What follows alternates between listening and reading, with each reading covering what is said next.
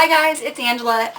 This is just going to be a really quick kind of random video. I've got a couple different things I just wanted to mention in it. Quick update on Camden. He had a doctor's appointment yesterday and he's doing awesome.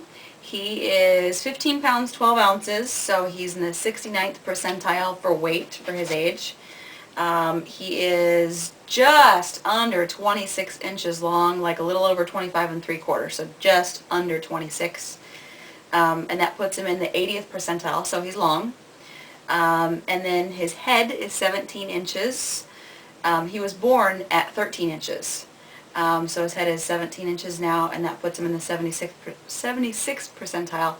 So, I mean, he's not like huge, but he's a big kid. He's above average. So everything's good with that. It's nice that as far as percentile wise, he's in the 80th for length and 69th for weight. So he's a little bit, he's kind of like taller and thinner versus short and fat. But so that's good.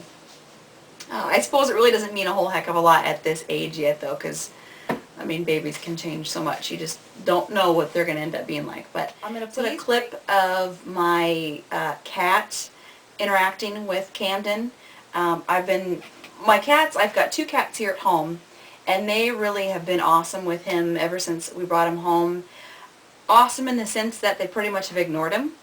I was worried if they were going to, be wanting to crawl all over him or sit on his face or lick his mouth because of the milk and all that stuff. All those things you hear about with the fear of cats and babies. So I was worried about that, and my cats completely pretty much ignored him. A couple times my cat Chloe, which is, you're going to see the video here in a minute of Chloe, she has hissed at him a couple times, but then just like walked away. Well, I wanted to make sure that the cats understood that he was okay, they were okay, everything was good. So I've really been doing work with them to reinforce that everything's fine. Just because the baby's here doesn't mean I love them any less and all that.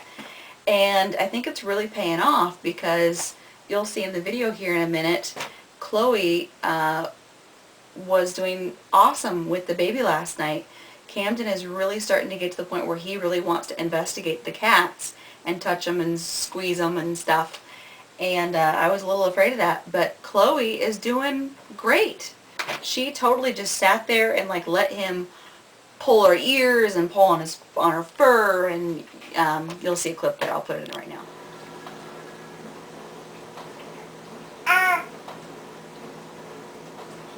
Good girl, Chloe. Good girl. You just letting... Yeah, good girl, Chloe.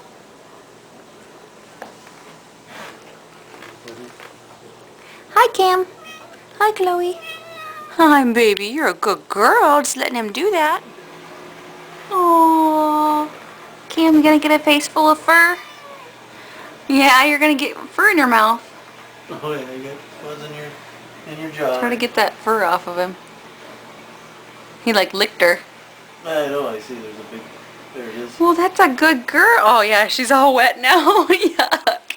You got baby slobber on you, Chloe. Yes. Where's the kitty? Chloe. Chloe, go see the baby again. Chloe, come here. Go see Camden. Come here. Come here. Oh, good girl, Chloe. How cute. Don't let him get her butt, though.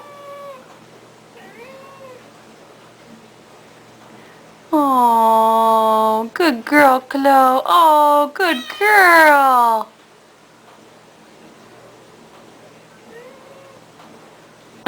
Cute.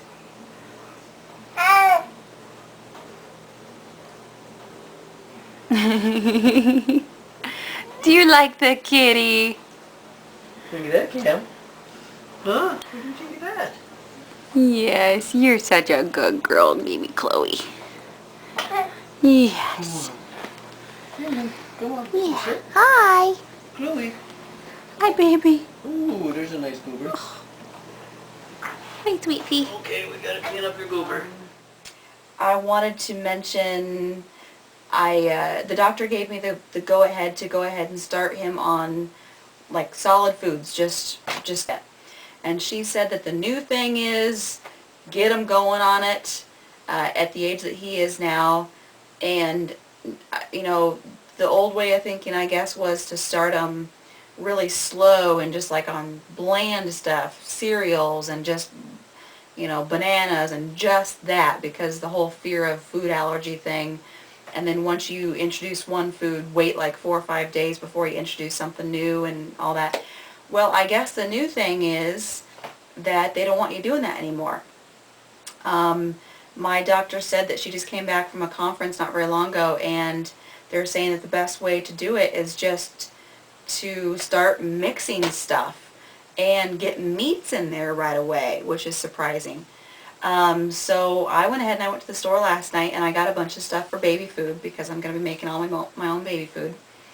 And I made one of the recipes so far that I got, and it actually turned out wonderful. If you mix 4 carrots, 4 parsnips with 2 apples, obviously you want to steam your veggies and the fruit. Steam it so it's nice and mushy, mix it all together. If you want to put just like a pinch of cinnamon in with it, makes it really, really, really good. I tasted it, of course, loved it. Not that I'm going to eat a whole bunch of it, but it's good for baby food. He seemed to like it.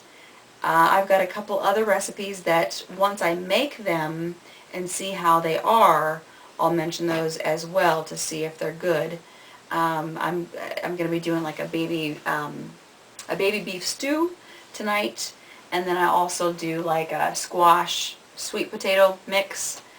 But we'll see how those turn out, and if they do turn out good, I'll go ahead and I'll mention the recipe for them later. Oh, I wanted to mention, for those parents out there who have toddlers or young children, or really, to be honest, I mean, this really could be for anyone. This is a tip that I came across safety-wise. I'm definitely going to be teaching this to Camden, definitely, because I think it just sounds like a great idea, and I just wanted to pass it along. If you've got young kids, or like I said, really for women, when you're out walking or whatever, to be able to protect yourself against if someone tries to grab you. When I was a kid, I was actually almost abducted. So it definitely kind of hits home for me. You want to teach your kids safety if there's a stranger around and all that. So basically, if someone tries to grab you, if someone tries to grab your child, tell your child that the very first thing they should do is drop to the ground. If you're standing up, it's easier for someone to grab you and pull you into a vehicle, or grab you and pull you somewhere. But if you're dead weight, it's a heck of a lot harder to get a hold of you, or to get a hold of your child.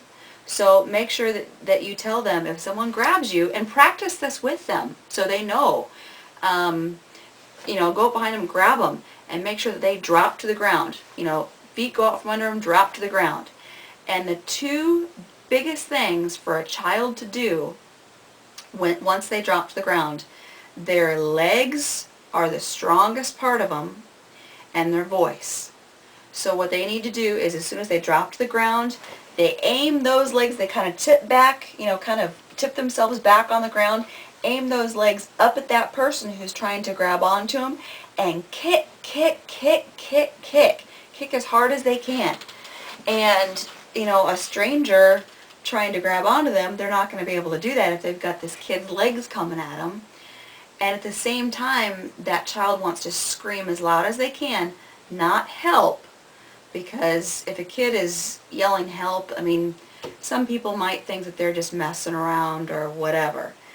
But if they're screaming, stranger, stranger, 911, stranger, stranger, 911, that's going to tell anybody who's within earshot, this kid's in trouble, there's a stranger after him.